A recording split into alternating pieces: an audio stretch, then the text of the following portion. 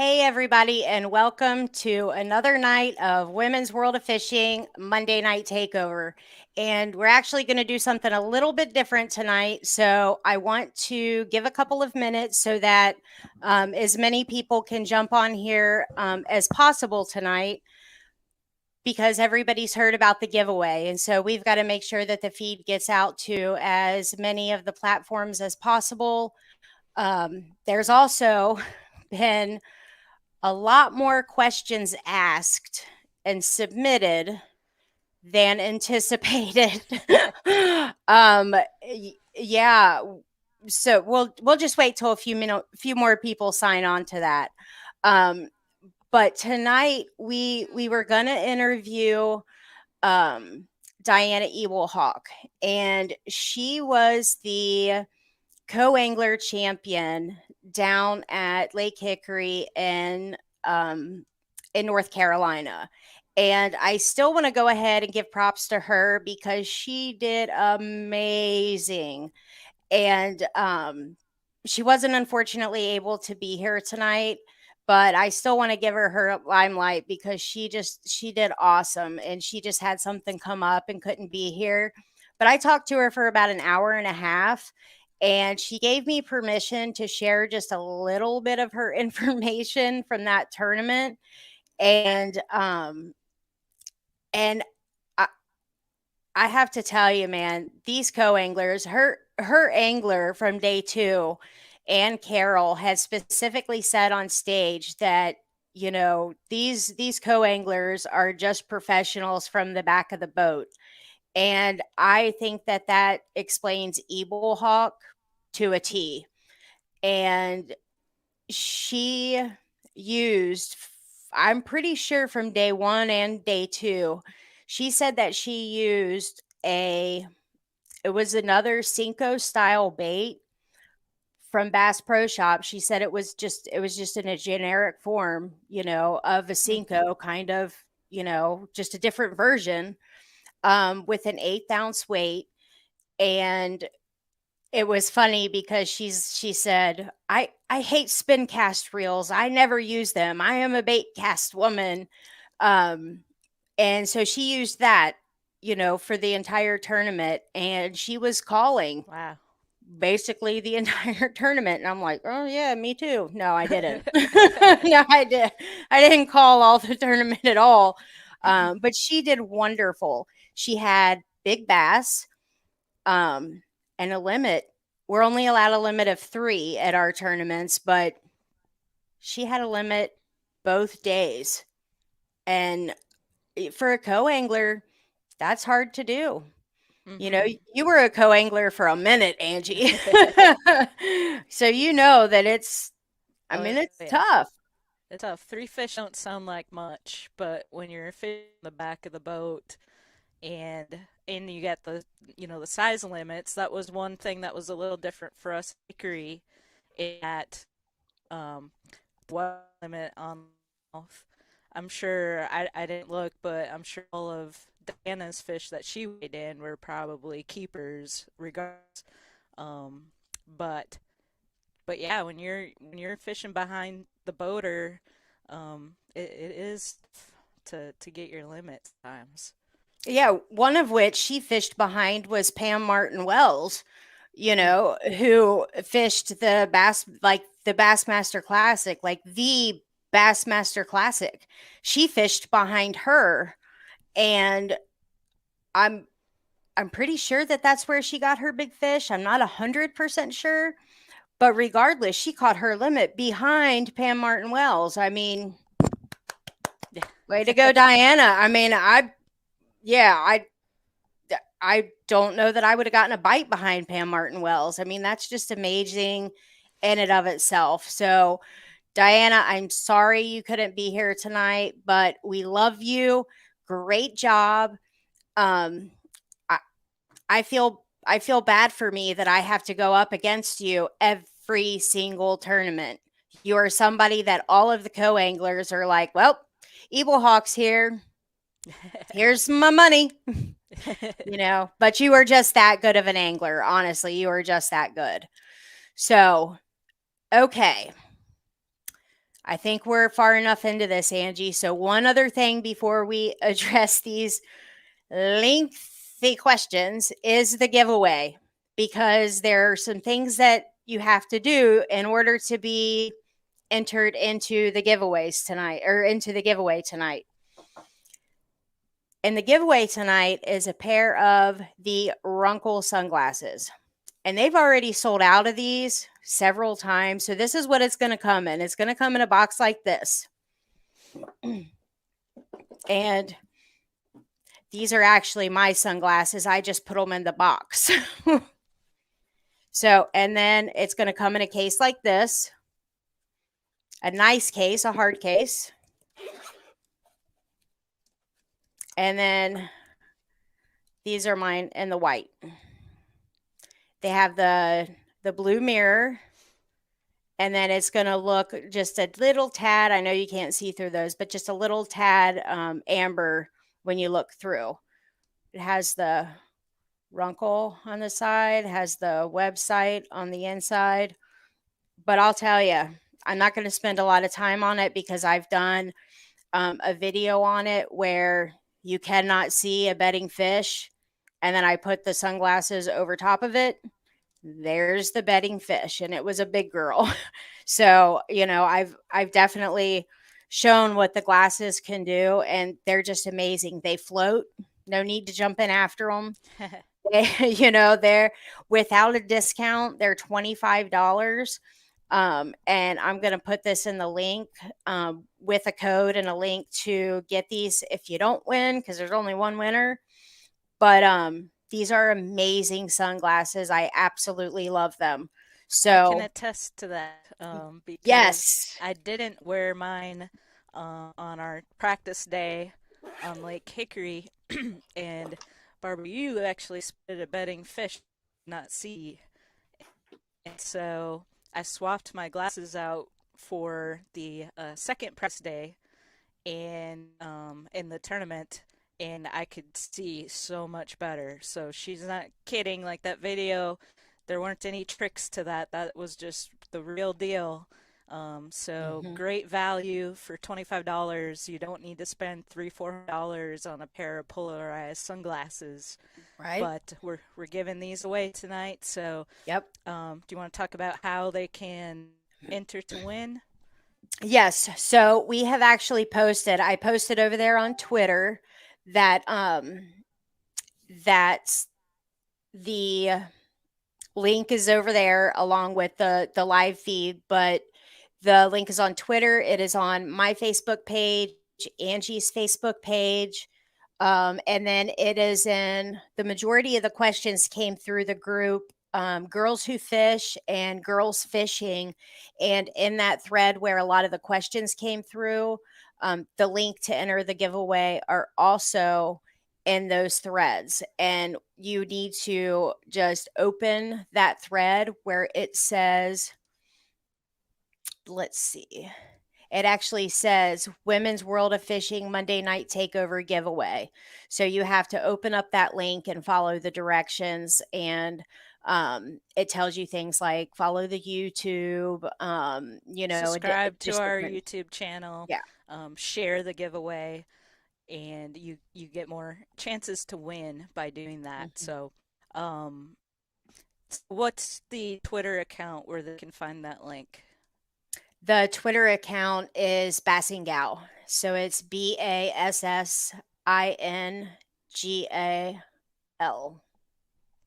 And then I put a link to it in the comments for this live video on the Woman Angler and Adventure Facebook group post, on the page, and then, as Barbara mentioned, on my feed on my personal Facebook.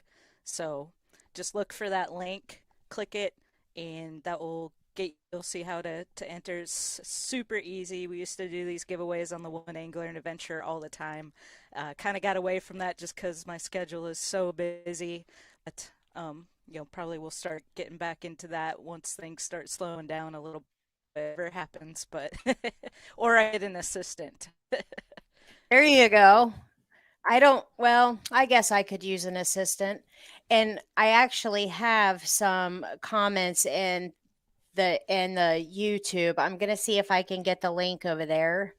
Um, I posted because it in the comments for the one on the Woman Angler YouTube channel as well, but I didn't get over to the Monday Night Takeover one okay. yet. So we've got Melissa Larson watching on YouTube. She's chiming in about the spinning reel versus bait caster. She's bait casters. I've found I'm practicing skipping because I realize that that's like a skill you really good at, and it's obviously much easier to skip a light bait like a Senko with a spinning reel over a caster. So there's definitely times when the spinning reel is an advantage to have in your arsenal. Um, but I'm the same way. I kind of got away from spinning reels for a while and was really just using a bait caster. And I remember when I went out with Cabby Hansen down in for a little guide trip on Lake Babcock, and she was using, and I had a hard time casting because it had been such a long time since I was so used to the baster. I was kind of making some pretty bad casts, and that's when I kind of got back to making sure I was keeping the spinning reel in my kind of mix of tools. And I actually I just feel if I don't have my spinning cast on the boat, I feel like I'm doing something wrong. But 9 times out of 10 I don't use it. But I just feel like to be doing right, I need to have it. So I it's just like it's just like a mental thing. There's some people Okay. that only use spinning reels. So one of my coworkers practice, she only had spinning reels with her, hadn't gotten used to the bait caster because there's a learning curve when you're first learning how to cast a bait caster to not get bird's nests every time. So, but they're definitely also a very good build to be able to use. Okay. Oh, so they can't hear me very well. Let me see if there's. Can you hear me okay, Barbara? Yeah, I can hear you fine. Okay. Might be Yeah. a connection thing. Yeah, I think you might be cutting in and out a little bit. Can everybody hear me okay? I can hear you fine. Okay. Yeah, I think you just cut in just a little bit in and out. Good old internet on the houseboat. Always going to be an issue. Hey, that's okay. I you get to live on a houseboat, so if that's all you got to deal with, then you're fine. Uh, Okay. I guess we will. Hopefully people are getting into the giveaway because y'all should be competing for that. I will gladly keep the sunglasses. Okay. So I'm going to go over to the Girls Who Fish to that page because that's where I immediately started getting the questions. And I think I got the most responses over those. And how we're going to do this, because I've already seen some that are ones that Angie and I, there's just no way that we could answer because we would just be making stuff up and lying and we don't want to do that. So if we come across a question that we can't answer, what I'm going to do is to track down a lady that can answer them because some of them are for like fly fishing and stuff like that, and I have no idea. But I know women that do. So we will find them, we will schedule them, and we will hook you guys up with the women that know what they're doing. But I'll tell you when we cross those because I'm going to be making notes. So, our first question on here comes from Christy. And she said, matching the fishing line to the pole. and I asked her what species she was targeting, specifically, and what type of reel, and because that kind of all goes hand in hand. And she said panfish and bass. So I think we'll kind of cover the bass because there's other questions later that are going to kind of dig into the pan fishing.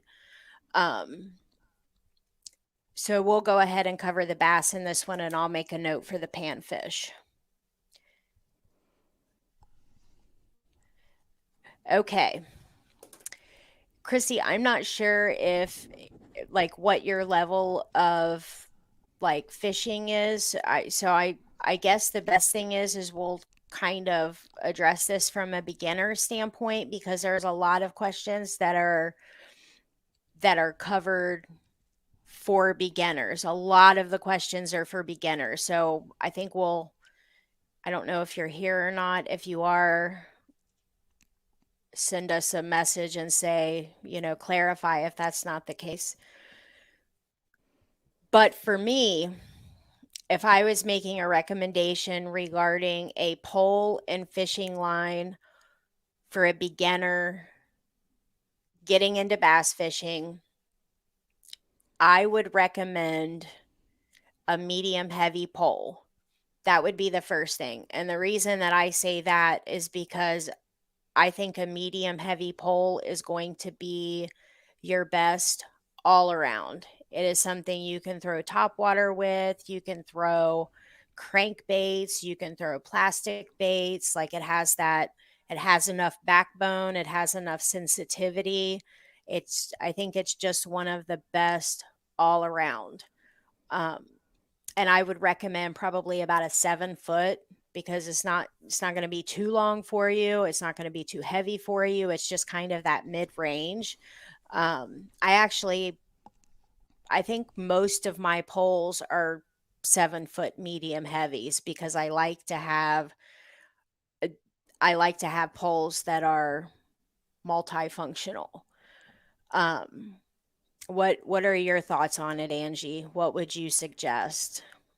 Well, it's kind of a little preference too. Depends on how tall you are. Oh, If you're a little bit taller, maybe you can go with 7'3", somewhere in that range. I like the shorter ones. I'm pretty short. I tend to have more accurate casts with the shorter rods, and I like being able to like really target fish, and so that helps. I agree with the medium heavy. I feel like that's a mhm. pretty versatile backbone have to do a lot of different things with. So, yeah, so I'll let you chime in on your line recommendation and then I'll comment on that. For line, if I was a beginner and I was going to have just one pole, I mean, you have to keep in mind we're bass fishermen, and bass fishermen never have one of anything, ever. Never. But beginning out, that's probably what you would do. And I would go with probably 12 to 14 pound fluorocarbon. Um, there's a lot of people who prefer mono over fluorocarbon. The main difference between those is that your fluorocarbon is going to sink, your mono is going to help your bait float. So if you have more than one, your your mono is really good for top water because it helps your bait stay at the top of the water column. But if you're going to have that one pole, I would recommend it to be the fluorocarbon just because most of your baits are going to be ones that are under the water, whether it's, Texas rig, drop shot, um, any of the crankbaits, you know, while top water is amazing and usually it's everybody's favorite type of fishing, there are times when it doesn't work. So I would go with fluoro if I had that one medium heavy pole. I kind What of do you think? disagree. For a beginner, I would recommend starting out with mono. Hmm. It's just a little easier to work with, but the other biggest thing is That's true. it's cheaper, and that's a That's a big great thing point. when someone's starting out is, you've got a lot of expenses and they can add up quickly as you're buying baits and equipment. A little easier to start out with mono. I do prefer fluoro for the most part now on most of my setups. Hmm. I've got a few with mono. I've got some with braid and fluorocarbon leader, which that's kind of a whole another thing, but it can get really complicated. Um, Keeping it simple in the beginning, I think, is important. I do with you, that sink factor is important. Yeah, I like to fish Sinkos, and so it's hard to fish those with the mono because it just your line's just floating on top of the water as you're waiting for that bait to sink. So, Right. And that I mean that is a really good point, because I'm already thinking like, the most uses for one, but you're right. Mono is a lot cheaper than fluoro. mhm, And actually, like if you're doing a bait caster, in all honesty, it does cast a lot easier to prevent birds' nests. mhm, Like we can mhm.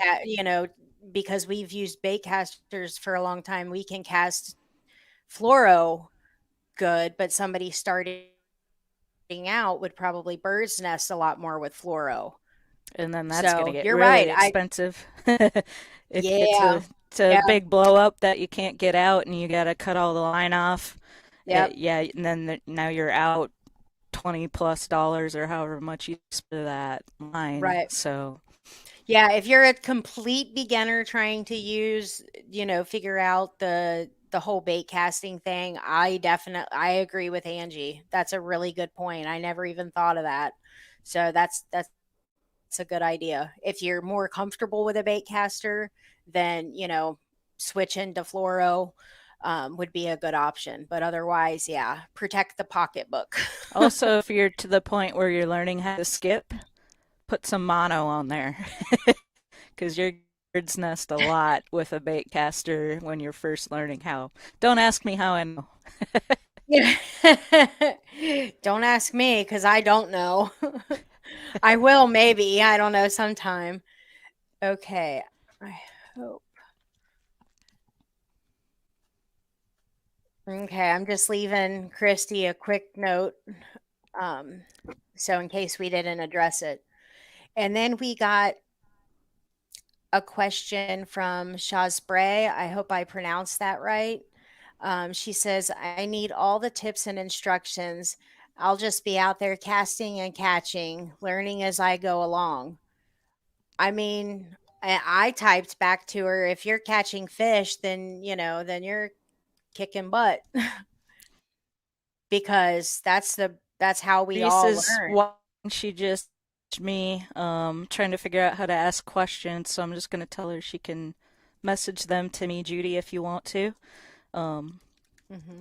and reminder too, if in case you're just getting on, is we've got a giveaway going on tonight. It ends at the end of the show, so we've got about another 35 minutes. We may Yes. go a little bit longer tonight. We'll see because we do have a lot of questions, and I know we probably won't be able to get to all of them tonight. But um, so there are links in the comments to the videos for the giveaway. You just click on that and you enter. It's super easy. And there's a couple things you can do to get some more entries to win. And these are for the polarized Runkle sunglasses for fishing that are really going to help you to be able to see underwater. I could put them on. Yeah, At least until 9. right. Here. Okay, I'm actually going to put this. There we go. That way. Did that come up on your end? Yeah. Okay. And okay, so Shazbray, yeah, if you're out there and you're catching fish, you're already, I mean, you're teaching yourself clearly. you're doing great. If you have something, specific as far as species, if you're fishing from a boat, from the bank, um, you know, ocean, freshwater, let us know, and we might end up answering your question in another one. and and this is a great one. Melissa Larson, I hope you're here on one of the feeds. That She is. is she She's still watching here? on. So she's watching on YouTube.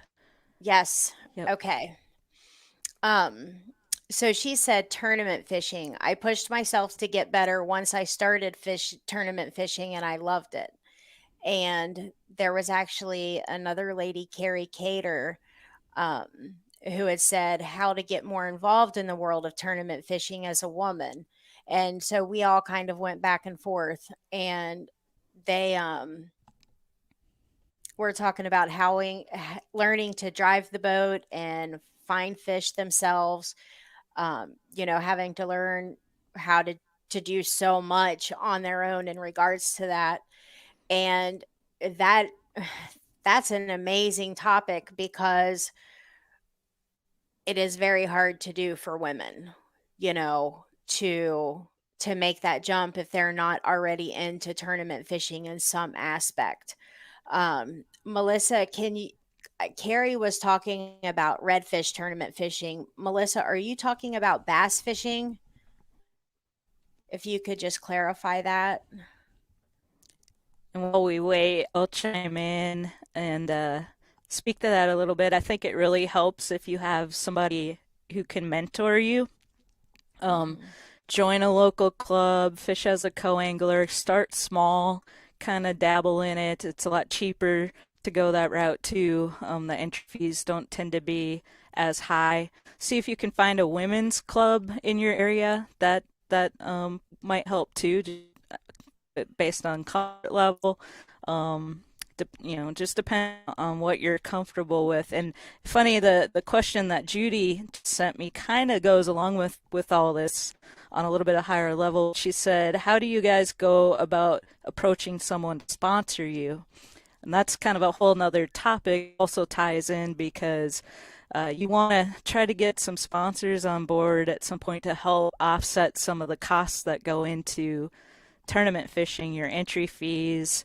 If you have to travel to different lakes, it costs money, gas, lodging, um, all your gear and equipment, all that stuff. So it's nice to have some sponsors to either help you with product or give you discount on product, but and then maybe you'll get to the level where they're actually giving you some money to help offset some of your. Just a quick chime in on that. We could do a whole episode, but I for wrote it down. for me, just real quick, it's all about developing personal relationships. I've never gotten a sponsor where I didn't know them and just blindly reached out and asked if they would sponsor me. I've always started off, know them, letting them get to know me. A lot of mine is because I've got podcasts, not necessarily because I'm like this championship bass angler, but I've got an angler and event, and so that's kind of a good platform to get some exposure for them. And of course, you've got the jerseys and you wear their logos and things like that, but you try to promote them on social media. But anyway, it all starts for me, develop those personal relationships, stay in touch with them, check in, see how you can help them, and just kind of start that way, I think. Good. And local companies, they don't have to be all fishing related. They can be what they call non-endemic sponsors, which means companies that aren't necessarily in the fishing industry, like say a local dent repair shop or owns a company who wants some extra exposure might be interested in doing some sort of sponsorship with you. That's just my 2 cents on that.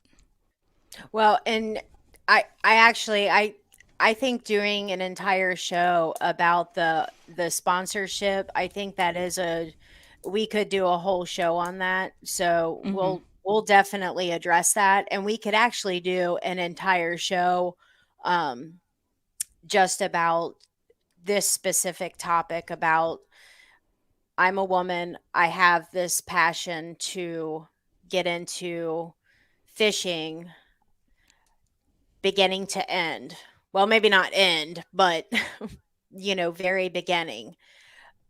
Because I I think that it's very intimidating for women in the beginning, not knowing where to go. And there are a lot of ideas that, hey, fancy pants. I think a show on sponsorship would be awesome. Yes. Yeah. I have an idea for you, Miss Fancy Pants. she she's a girl that is on Instagram that she me and her started talking. She wanted to start fishing one day, and now she like I don't know, is like an Instagram star, has fish posted every day, and she's doing amazing. So, um, you know, but I think that we could do a show to give ideas on how women can band together to take that step together, if that makes sense. Um, because I have seen, I don't remember where I saw it, but I actually saw a thread where women were starting to reach out to each other like, "Hey, wait a minute. I live close to there." And okay, well, let's meet up and let's do this. And so they were using this entire thread to essentially find each other to go fishing with. And if enough of that develops, in certain areas, I think women that don't already have those connections could really start having that buddy to go fishing with, you know? And so we'll address that. We'll address the sponsorships. I totally agree with you, Angie. As far as the sponsors, the way that I handle sponsors, everybody that I have, I was already using their stuff.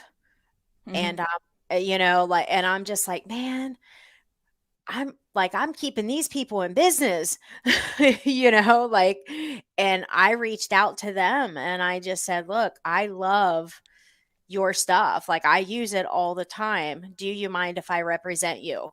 Because I'm going to do it anyway, pretty much. And hey, John. And Hey, John.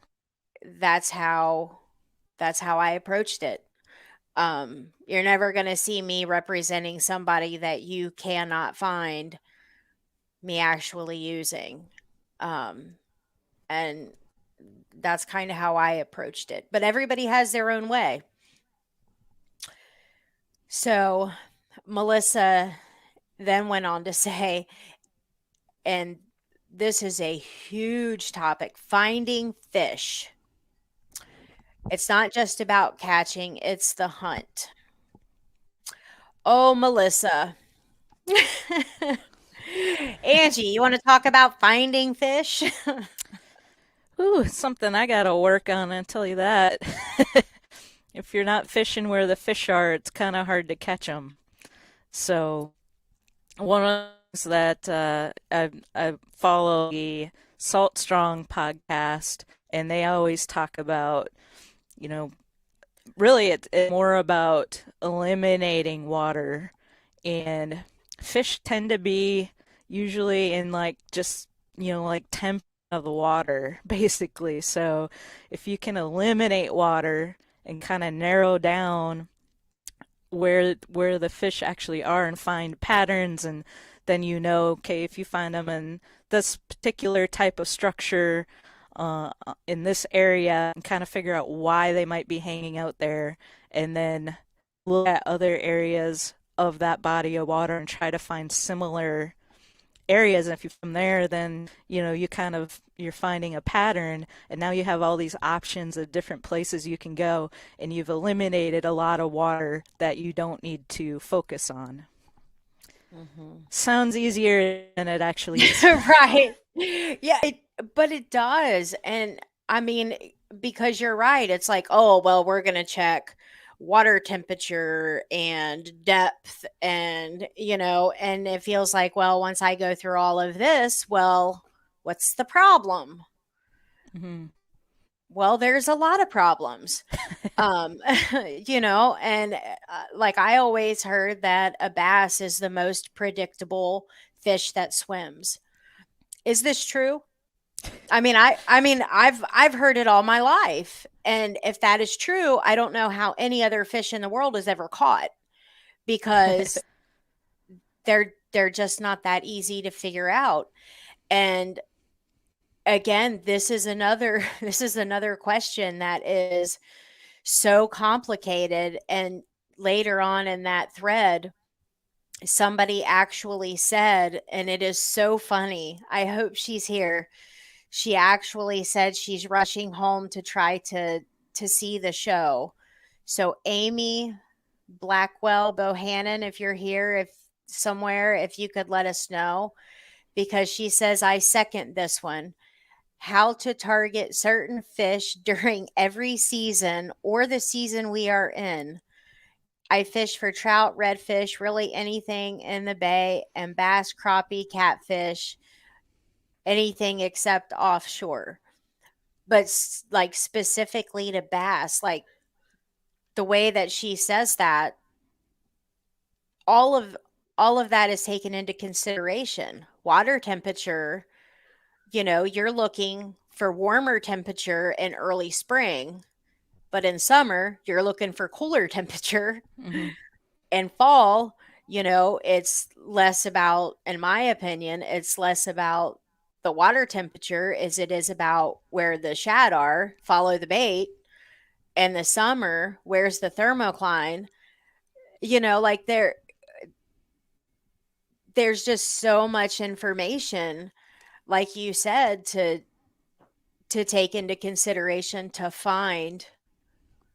I think for a beginner, and this was a seminar I did at the Nashville Boat Show a couple years ago, and I remember you were kind of helping me put that together, but it Right. was called Where's the Bait?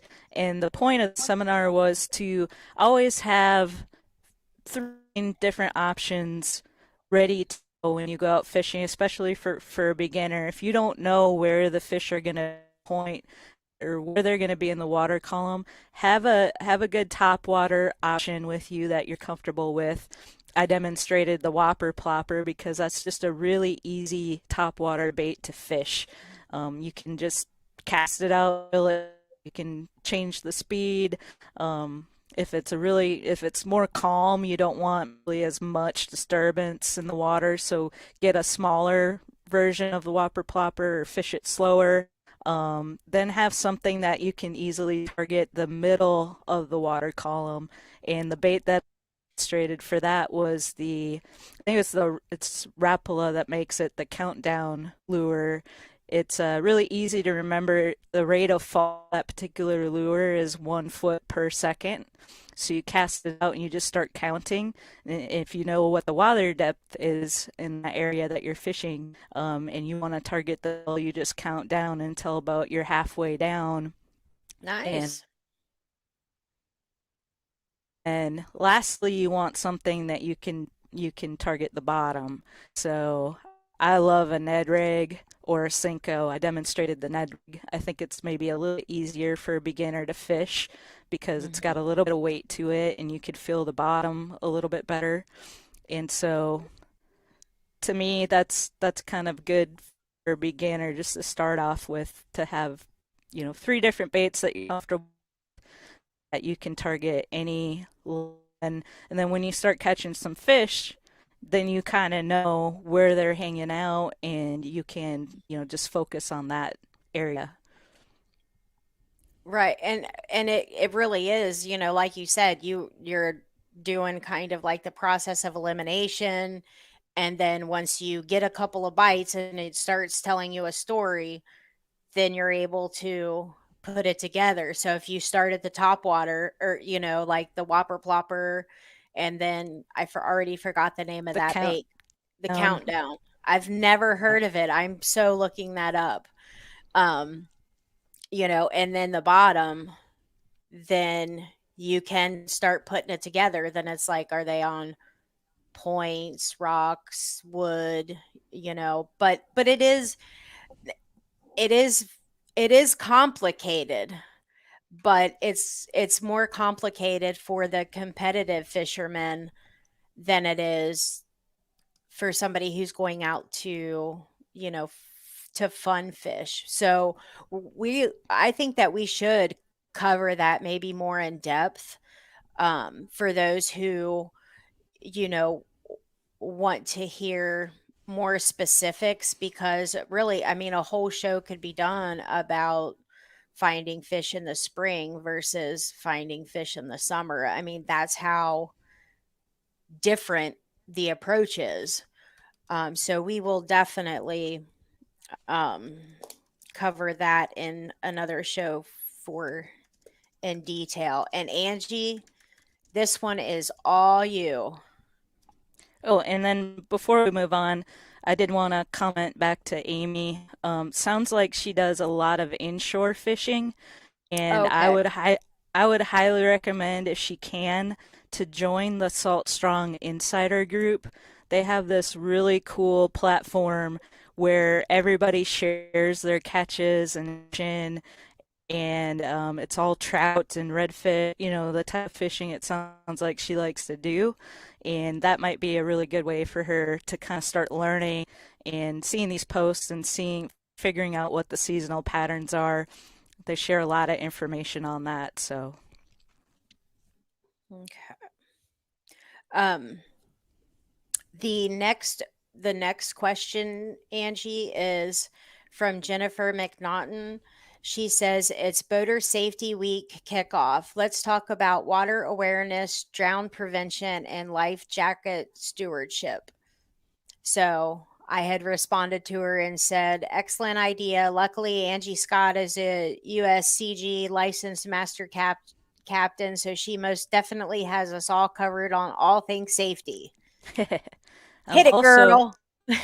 I'm also on the Sober Skipper Advisory Council, which is part of the CETO Foundation, and they do boating safety, messaging, and whatnot. So I recommend always wear your life jacket when you're out there, especially if you're running a boat. Things can happen in the blink of an eye, and you want to be safe out there and have a life jacket. I like the inflatable. I've heard some pros and cons about it. Some people have had experiences where when it should have, a lot of them have CO2 cartridge in them, and then you've got automatic option or manual, so there's a port. Obviously, if you hit your head or something, you're not gonna have, or you're in shock, you might not have the senses to pull that cord to manually inflate it. But they have two other different styles. One is a tablet that dissolves when it gets wet and triggers that CO2 cartridge to puncture and inflate. And there's another version, I think a newer technology out now where it's pressure sensitive, so you have to be in at least 3 or 4 feet, I think, of water where it will have enough pressure to cause that jacket to inflate. That can be an advantage fish in a lot of wet conditions. I have heard of that tablet getting so wet that it starts to dissolve if it's like really rainy and maybe you set your jacket down at the bottom of the boat and it might cause it to inflate. So there's that pressure sensitive one, and you want to make sure they're in good condition. You want to check on a regular basis. Also have a rearming kit in your at your disposal in case it does go off. You do have to put a rearming kit in there to be able to use it again. So otherwise, just a standard, you know, guard approved PFD. And new rule in effect now that I don't think a lot of people know, but they now, as of April 1st, you are required to wear your kill switch when you're operating a boat. All the boats, after forget what when they put this in place, but all the boats should already have a kill switch on them. But this year, you have to wear it if you're in a no wake zone, or I guess if you're idling.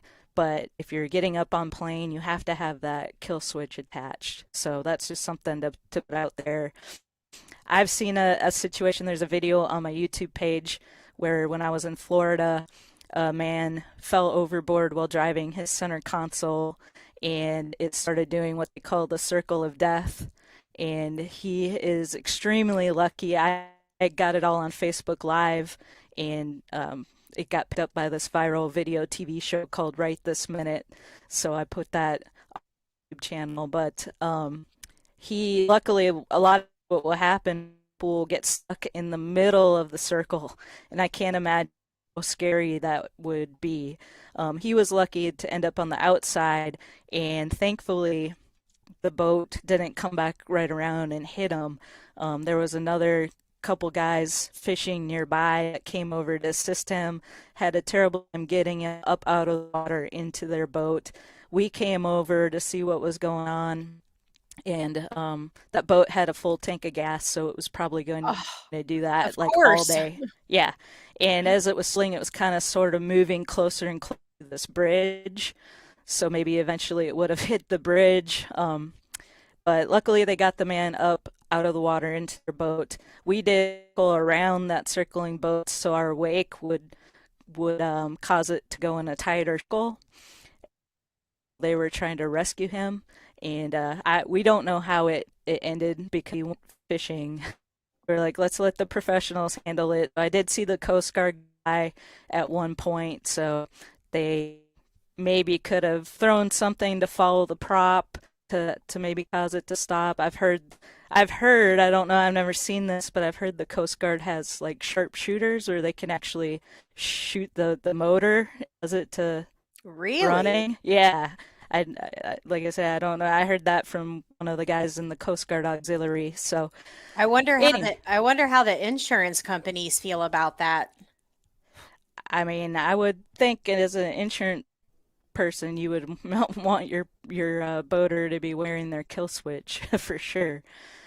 Yeah, Um, So, anyways, those are kind of my two biggest tips.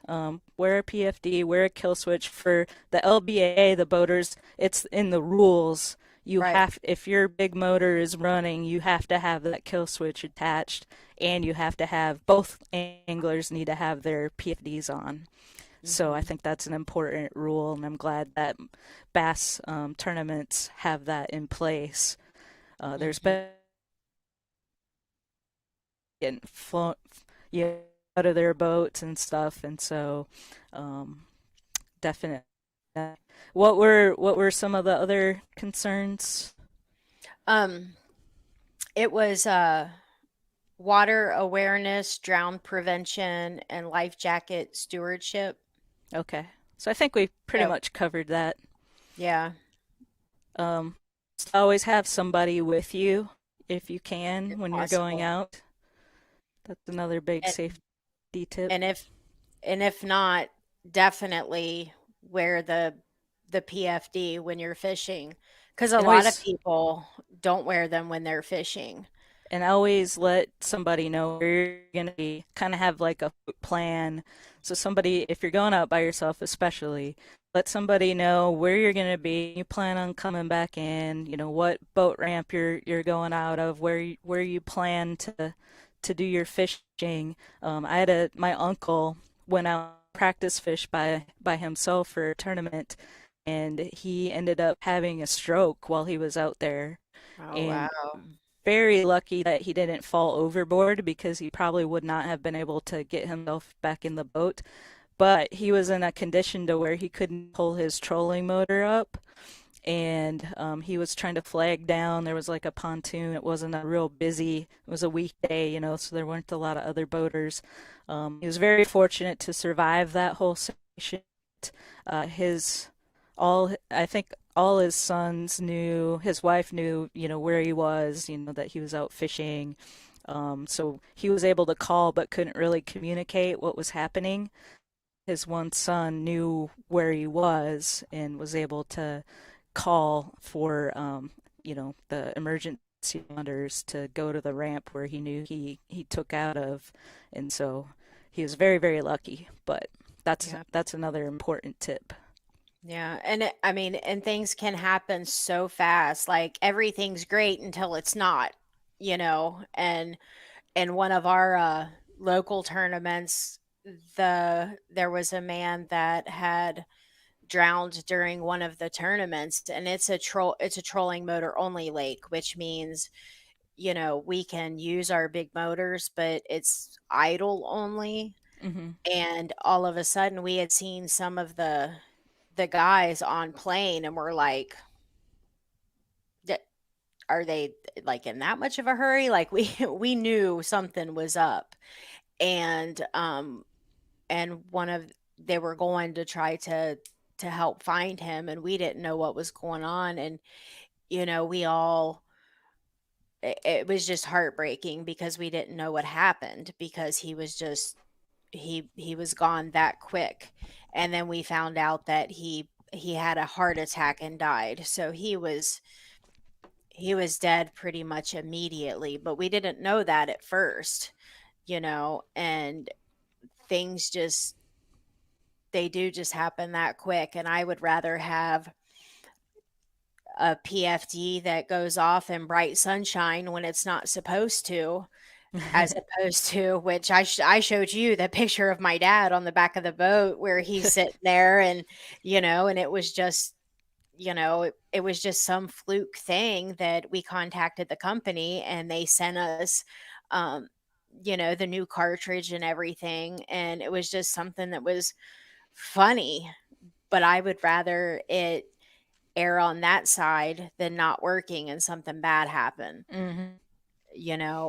And there's also, and I'll get in touch with Beth to find out what brand this was. But remember the thing she had on her life jacket? It's like a locating device. Hmm. It's a satellite thing. I actually connected her and Lori with Debbie Hansen down there in Florida to see what devices she recommends, because she had a couple. I remembered her doing a video about the one that she uses. Actually, she sent it in for the Sober Skipper Foundation to share on their social media.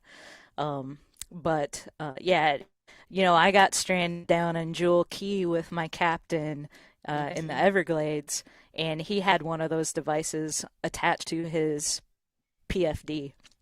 But he also had a waterproof cell phone, so he was able to get a little bit of signal as a neighbor to come rescue us. But if he didn't have that, I knew he had that other device attached to his life jacket, sends a signal to I guess, the closest Coast Guard station to send urgency, you response. I don't know all the ins and outs exactly of how Right. those work, but definitely Well, to have. they're pretty, I mean, high tech with the how it goes out, and like how they find you immediately. And I know that they a lot of women were talking about them when the woman kayak angler, um I'm I don't know that they ever found out like what exactly happened to her. But she passed away, drowned, something happened during the kayak tournament. And um everybody was saying, we really should have these devices, because I mean, when we're alone, if they find our boat and, we've floated away or whatever, there's really no way to locate us in those situations, And so I'll talk to Beth, or we can talk to Debbie and put up a link for that. I think that they're like $150, so they're kind of pricey, but for peace of mind, that's pretty nice for peace of mind, in my Mm-hmm. opinion. And I don't have one, but I should, because, I hope my dad's not listening, but he's 71 now. I love you, Dad. And like, I am so lucky to still get to tournament fish with him. Um, because when I'm not fishing with the LBAA, I tournament fish with my dad, but I'd be lying if I didn't say that I don't think about stuff like that. My mom, every time we leave for a tournament, "You guys take care of each other," and we don't get we don't get cell service everywhere we go, you know. Hey, Be nice for us to have. real quick, someone's asking if they can still get a chance at the glasses, the giveaway we're doing tonight. And I wanted to chime in because there is still five Yes. minutes to enter, and the link is in the comments to the video. If Oh you don't yeah. if you don't see it, let us know, but it's really easy. Just click that link to the King Sumo giveaway and enter. And yes, you still have a chance to win the Runkle polarized, which were a game changer for me out on Lake. The bass were spawning and on beds, and I didn't wear them the first day, or first few days, and then I wore them for the last couple days of practice and the tournament, and I could see those bedded fish. So definitely worth getting on there and entering the contest. And we will announce the winner here in just a couple minutes. And then, They do have these in multiple colors and different lenses, and did you add the chat or the link to the YouTube comments? He's I not, he or she is not I seeing the link. I thought I don't know if it went over or not. I thought I copied it and pasted it.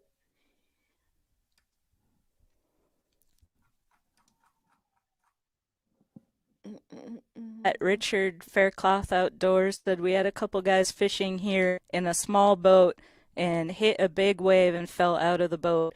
One of them slipped out of his life jacket because it wasn't zipped up and he drowned. Yes, that's another important tip is make sure you've got your PAD securely fastened. Just throw it on over your shoulders isn't going to necessarily help you. We had somebody out last year on a jet ski that he drowned and they found his life jacket floating nearby. So either he didn't have it secured or maybe he just had it sitting on the jet ski, wasn't actually wearing it. So they're, not going to work if you don't use them properly. So that's a good point. It should go through now. Okay, did it go through? Yeah, it posted up. I don't know why it didn't go through the first time. So you still got a couple minutes yet, so just click it. It's really fast and easy, so you still have plenty of time. But get those entries. Yeah, it did go through. It's fine. And so here they are. They do have different lens colors and frame colors as well. And remember, if you don't win, I am going to put in the description. This won't be finalized on YouTube until tomorrow to let me put it in the description. But I'll put the link and code in there, and the code will give you 10% off. Without the code, they're still just $25. Love them. And thank you, Runkle, so much for sponsoring this. I really, really appreciate you guys doing this. Got lots of comments here on Facebook too. Thanks everybody for watching. We're still a new platform for us, so we're still trying to figure out how to monitor all the comments on different platforms on or different social media sites as we do these. Yeah, and because we would really like to be able to do it on one platform, because it would be a lot easier if Angie and I were both just on the YouTube to monitor it. But we, with us being new, and we're it, when we get into more questions, we'll do another question segment next week to finish out the questions. Um, but we want to make this, we're going to bring in people asked about different, like fly fishing and stuff like that. And like I said, we're going to find women to help you. We want this to be all inclusive. So, you know, we thought that the best way to be able to target everybody, um, was to put it on multiple platforms, at least in the beginning. So that's kind of what, like, we're like, wait, Twitter, Facebook, YouTube, we're kind of like looking everywhere, but we want to make sure that here in the beginning, we're getting to everybody um, that we possibly can, that wants to be engaged with with all of the women, with the women in fishing. All right, so we're ready to draw the winner. The contest has ended. The Funkin' CT got their entries in with 10 seconds to, so good job. Woohoo! I guess it ended. I guess maybe the time platform that I'm seeing is a little off. But yeah, so I think I hope it's me. it's because we got started just a few seconds later than. Did you enter? Well, duh. All right. That would be funny. All right. Well, we ended up with 65 entries. How many? So 65. And Dang. well, and people could get multiple entries too, so by sharing it or subscribe to our YouTube channel. So, are you ready to hear the winner? We're ready. It ended up being Judy Reese. She's the Judy! the lucky winner, and now she's going to be competing against you, and now she's going to have edge with these songs. Mm, man. Daggone it. It is what it is. Congratulations, Judy. And I That's messaged awesome. her. I told her to be sure to enter, and she did. And she ended That's up great. being the winner. So King Sumo, by the way, it's just a random, um, just she had 4.62% chance of winning, and she ended up winning. Oh, did you get some too? Fancy pants? She says they're great glasses. She loves them too.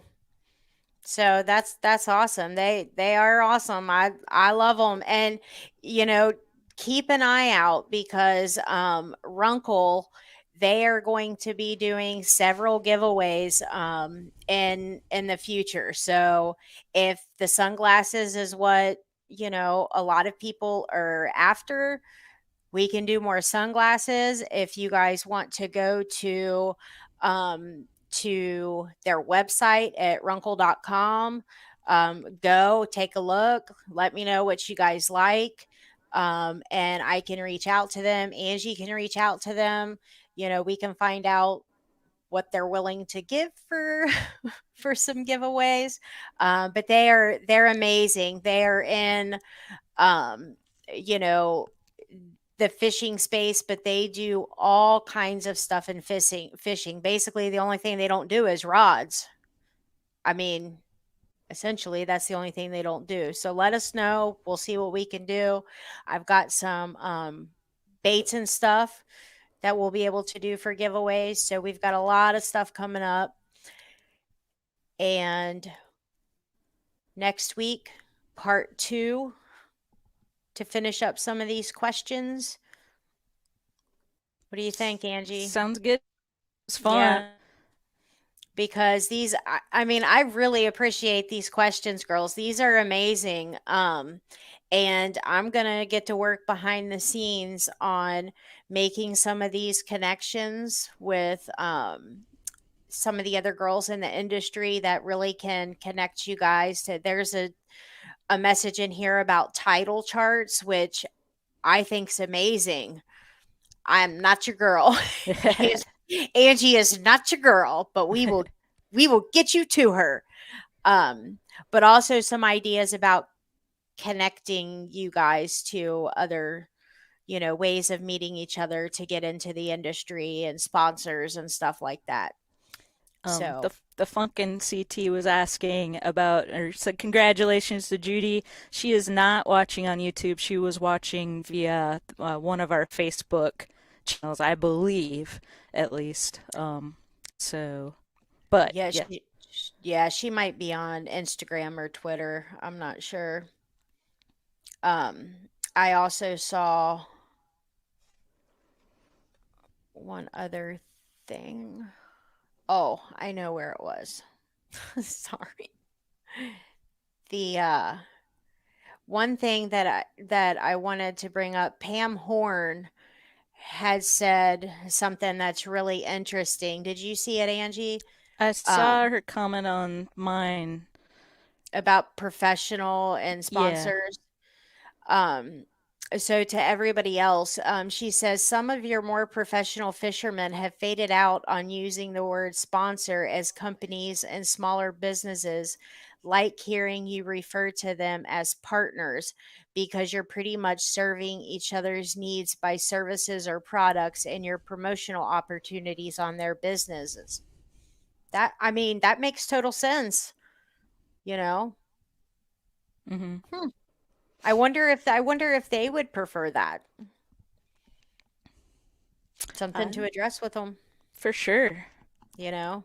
Thank you, Pam, for pointing that out. I've never heard of um any of them talk about doing that, but I get it because we do help them too, you know. We help the companies out as well.